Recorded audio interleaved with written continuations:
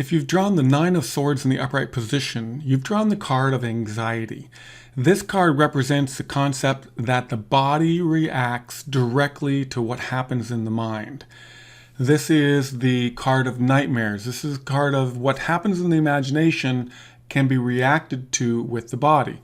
So when you look at keywords that go with this, we have anxiety, despair, negative thoughts, depression, worry, nightmares.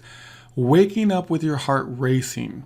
This is basically the concept that whatever happens in the mind affects the body. It is the literal experience of that.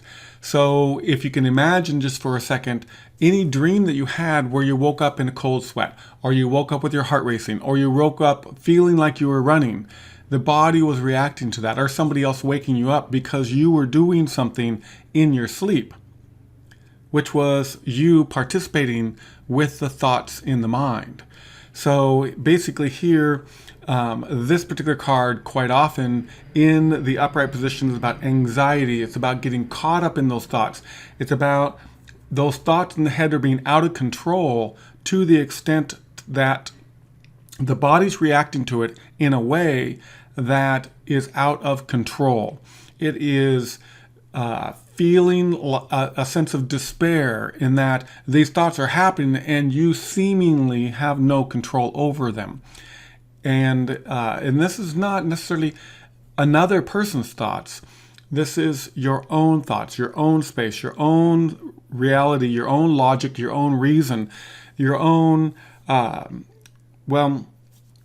it comes around to, with this card, we want to be able to show compassion. We want to be able to show our humanitarianism with this card. We want to be able to show that with ourselves, we can be comfortable, we can be tolerant, we can be acceptant, and to realize that that space in the mind is a real space. It is part of what we are as humans. It happens. That space happens.